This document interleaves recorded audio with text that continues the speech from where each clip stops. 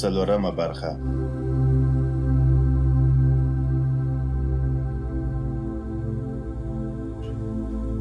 زړورتیا یعنی جرأت. د مشرۍ له ځانګړنو څخه یوه مهمه ځانګړنه زړورتیا ده. زړورتیا د دې لامل کیږي چې مشران خپل کار پیل او کارکوونکي له دوی څخه پیروي وکړي. زړورتیا فطري نه بلکې کسبي ده او هر څوک کولی شي کسب یې کړي او د وخت په تېرېدو سره یې پیاوړی کړي. زړورتیا یو عادت دی. تاسو کولی شئ په ورځني تمرین سره یې پیاوړی کړئ. که مو هوډ درلود چې یو کار سرته ورسوئ او وروسته په هغه کې شک درته پیدا سو، نو خپل ځان شاتګ ته مجبور کړئ او له کولو څخه یې لاس واخلئ. که تاسو د یو چا پر لور زړور حرکت ونه سوای کړئ، پوه شئ چې د ډار یعنې ترس روحیه مو په ځان کې روزلې ده. داسې یو لوری وټاکئ چې هلته ستاسو د ډار امکان زیات وي. وروسته ورسره مخامخ سئ او د له منځه وړلو لپاره یې کلکه مبارزه وکړئ. که په ورځني تمرین سره هڅه وکړئ چې د ډار روحیه مو کمزوره کړئ، په هماغه کچه زړور کیږئ. که چیرې په تکراري ډول دا کار وکړئ، هیڅکله به ونه بیریږئ. د زړورتیا د ترلاسه کولو لپاره لومړنی او مهم ټکی بېغوري ده. تر ټولو ښه او زما د خوښې جمله دا ده: که په پوره زړورتیا سره په یو کار لاس پورې کړئ، غیبي ځواک به هم ستاسو مرستې ته راودانګي. ما د ډېرو خلکو سره کار کړی چې د سوداګرۍ په برخه کې ښې لاسته راوړنې هم لري. هغوی ډېر کم امکانات په لاس کې لرل، خو هر کله به چې زمینه ورته برابرېده، په عمل به یې لاس پورې کاوه. که تاسو دا زړورتیا لرئ چې تل کارونه پیل کړئ، نو ټول خلک د شرایطو پر بنسټ له تاسو سره یو ځای کیږي او د کار په عملي کولو کې درسره مرسته کوي. اړینه ده چې د زړورتیا او بېغورۍ تمرین وکړئ. د زړورتیا د ترلاسه کولو لپاره دوهم مهم ټکی د کار پیل دی. مشران هیڅکله دې ته نه په تمه کیږي تر څو نور کسان دوی ته کار وکړي. تاسو هیڅ داسې پوځي قومندان نسئ پیدا کولی چې د برید دستور ترلاسه کړي او دی صبر وکړي څو مقابل لوری پر ده برید وکړي.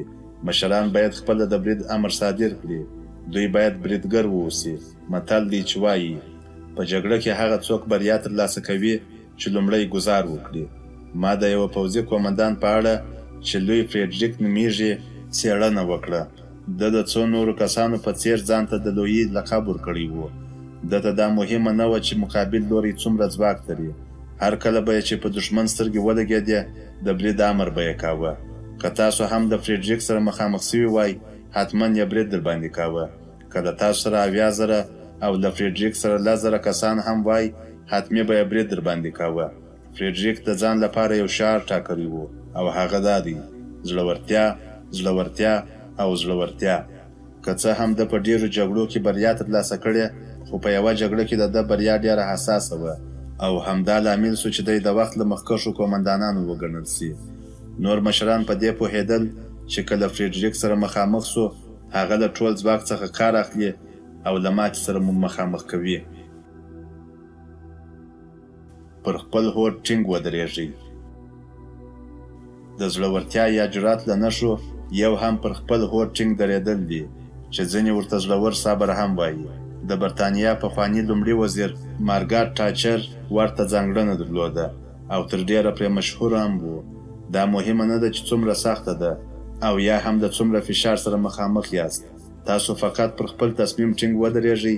که چیرې له سختیو او پرله پسې فشارونو سره مبارزه وکړئ، لیرې نه ده چې سپوږمۍ به له وریځو راووځي او هر څه به ستاسو په ګټه تمامیږي.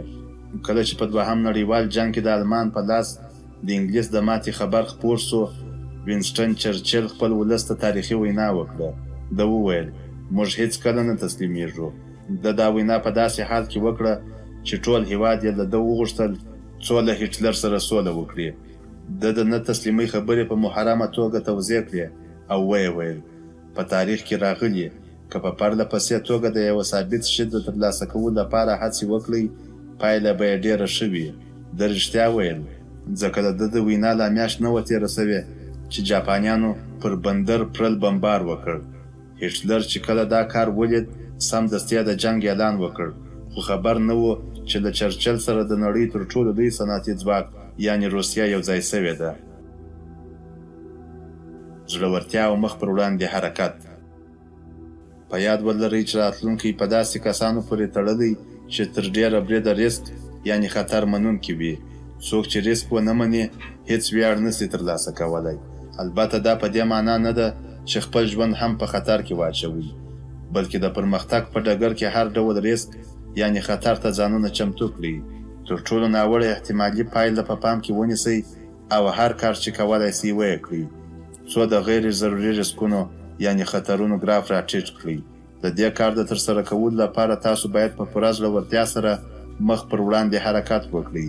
په داسې کارونو کې یوازې بېغوري کولی سي مشران د خنډونو سره مخ کړي او له پرمختګه یې وغورځوي.